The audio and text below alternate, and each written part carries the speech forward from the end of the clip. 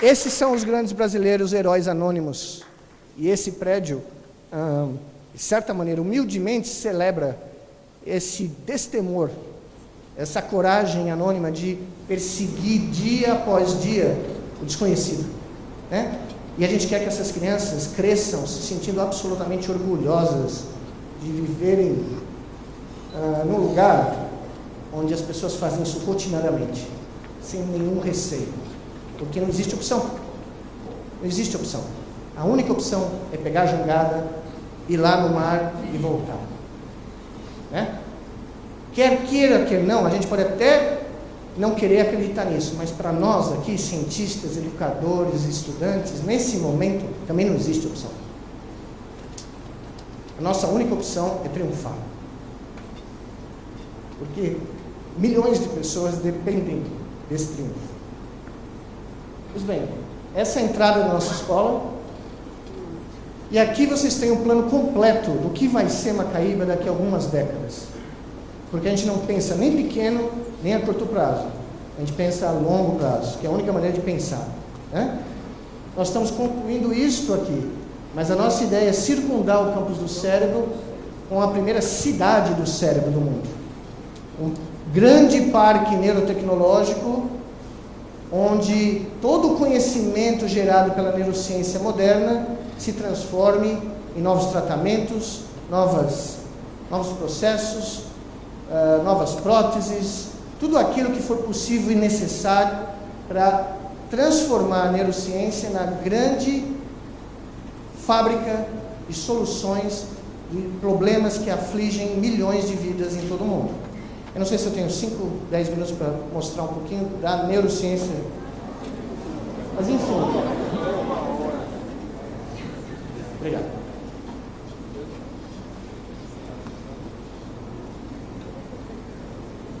Parte desse exemplo do que vai ser feito, que já é feito em Natal, vem dessa preparação que eu criei junto com o meu orientador de pós-doutorado, John Chapin, meu grande amigo, chamada Interface Cérebro-Máquina.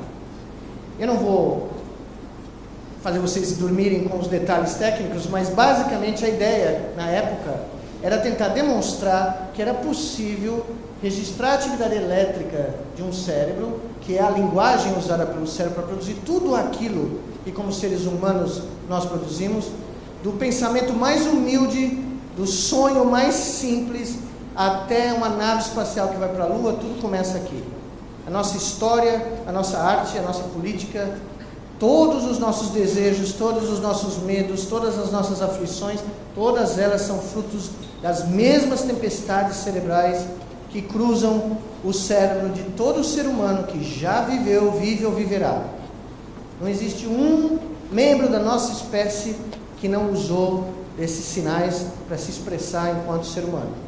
E a ideia aqui era transformar esses sinais em tempo real em comandos digitais que pudessem ser usados por um artefato robótico, eletrônico, mecânico ou virtual que pudesse reproduzir o desejo voluntário, o motor de um cérebro. Porque o cérebro sempre pensa no futuro. O cérebro está sempre planejando meio segundo na frente o que ele vai fazer no futuro. Então a nossa ideia é a seguinte: para testar as teorias neurocientíficas que existiam no final do século passado, nós elaboramos esse aparato e começamos a construir essa ideia, inicialmente como simplesmente uma ideia abstrata para testar conhecimentos puramente científicos. Mas logo nos ocorreu que essa ideia poderia ter um impacto clínico tremendo, porque, como nós sabemos, lesões da medula espinal que fazem com que os pacientes fiquem paralisados abaixo dessa lesão, não impedem que para o resto da vida o cérebro desses pacientes continue imaginando movimentos. A pessoa continua sonhando em se mover. A pessoa continua refletindo sobre movimentos que o corpo não pode executar porque houve uma lesão da via de comunicação do cérebro com a musculatura.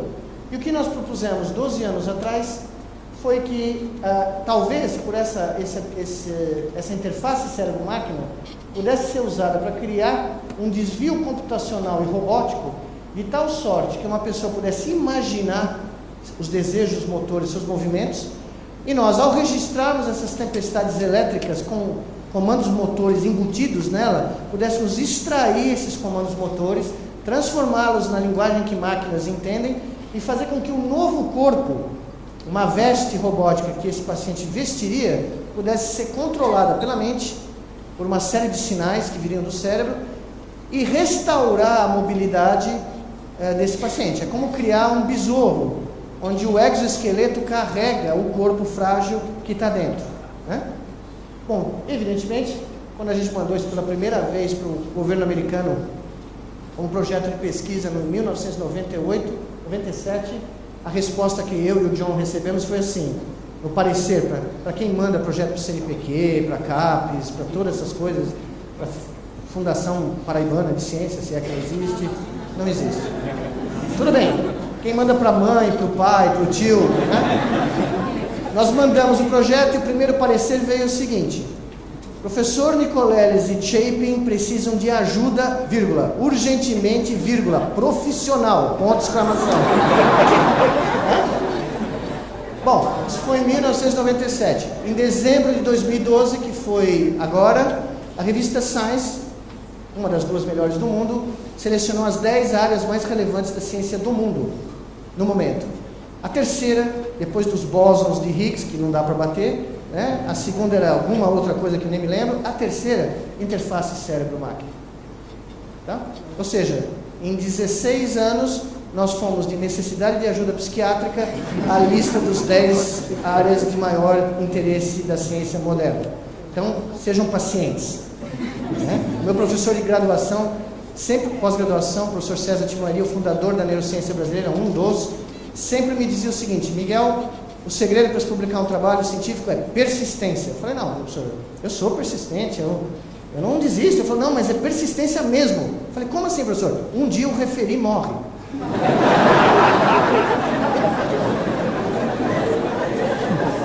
Já aconteceu comigo.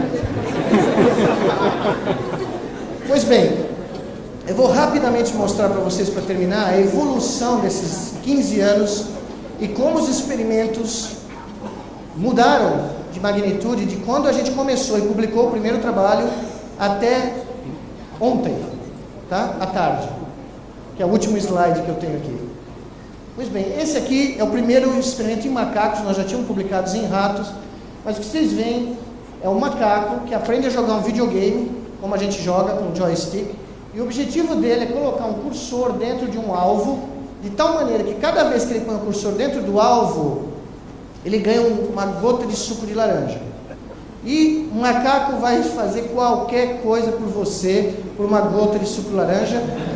É absolutamente verdade, em diferentes espécies, inclusive para vocês que têm problemas com primatas em casa, eu recomendo, né? Suco de laranja neles, né? Funciona. Bom, esses macacos jogam o jogo enquanto a gente registra, nesse caso, a atividade de 100 células, que foi o recorde mundial em 2001, 2002. Pela primeira vez, uma centena de neurônios foram registrados simultaneamente. Nós usamos um banco de computadores para extrair os controles voluntários que o macaco produzia na tempestade elétrica para mexer a própria mão, transformávamos em comandos digital e remetíamos para um braço robótico. E esse braço robótico, durante 4 semanas, aprendeu a se mexer como o braço do macaco. É como se ele fosse uma criança que rapidamente aprendeu a decodificar os sinais e basicamente criar os movimentos que o cérebro queria criar. E esse braço era mostrado um feedback para o animal, ou seja, ele sabia quão bem esse robozinho estava fazendo a tarefa. Pois bem, depois de 4 semanas, vocês vão ver os filmes aqui, nós fizemos um truque com o macaco. Nós removemos o joystick, quando ele estava já fazendo isso quase 100% das vezes correto, nós removemos o joystick e nós deixamos para o macaco uma única opção. Como não tinha mais o joystick, não tinha como jogar o jogo movendo o braço. Mas ele queria ganhar um suco laranja. Então o macaco se deu conta que agora era relaxar o corpo e simplesmente pensar nos movimentos que ele teria que executar para que esse braço robótico, que ele nem sabia que existia, pudesse fazer o cursor ir dentro do alvo.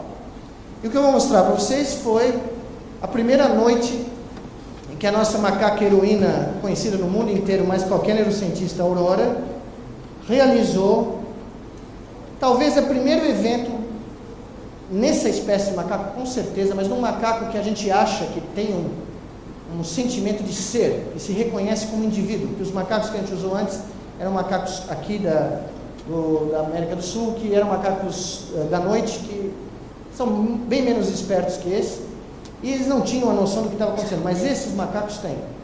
Vocês veem aqui a Aurora jogando o jogo como uma profissional, né? E como boa primata, como vocês podem ver, ela trapaceia toda a tentativa, né? Antes do alvo aparecer, ela está tentando adivinhar aleatoriamente. Então, professores na sala, sejam mais maneiros, porque está no DNA há muito tempo. Muito tempo.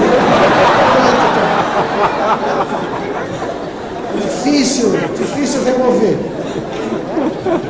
Mas, trapaça ou não, como a trapaça o crime não compensa, existem 32 possíveis posições nesse círculo, ela não consegue achar isso aleatoriamente, ela se conforma em jogar o jogo como a gente quer.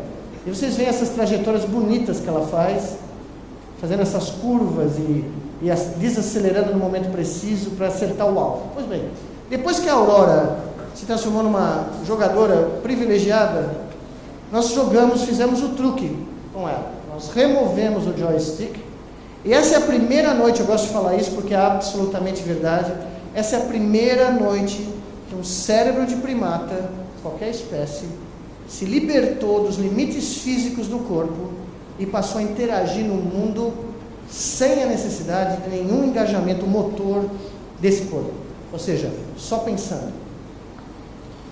E aqui vocês veem a Aurora jogando esse jogo sem mexer o corpo mais. Essas trajetórias são todas derivadas da atividade elétrica das 100 células que nós estamos registrando em tempo real, porque o corpo não tem mais sentido algum. Para esse jogo, não faz diferença nenhuma, porque agora ela precisa simplesmente pensar, porque existe, do outro lado do laboratório, existia um braço robótico que era controlado pelo pensamento dela e que permitia ela jogar o jogo. Isso aqui é 30 dias depois. E vocês vão notar que agora a Aurora se deu conta que ela não tem mais 2 braços apenas. Ela tem 3. 2 biológicos e 1 artificial. O artificial ela pode usar para jogar o jogo, mas como vocês vão ver nesse vídeo, ela continua tendo a habilidade, porque ela não perdeu, o cérebro dela não perdeu, de usar os outros 2 braços para fazer o que ela quiser enquanto ela joga o jogo com o terceiro. Ela pode coçar as costas, ela pode arranhar o cientista que está passando perto, ela pode chamar a atenção para todos os efeitos desse experimento, e hoje nós sabemos que isso provavelmente é verdade, depois de 10 anos de trabalhos, provando essa tese. Esse braço robótico foi assimilado pelo cérebro da Aurora como uma extensão do modelo do corpo que existe dentro do cérebro dela e que existe no modelo do cérebro de todos nós. Isso acontece conosco diariamente, segundo essa teoria. Os nossos automóveis, nossas bolas de futebol, nossas raquetes de tênis, nossas roupas, bijuteria, relógio, dentes postiços, óculos, tudo aquilo que nós usamos sob o comando do nosso cérebro é avidamente sugado por esse cérebro como sendo a extensão do nosso ser.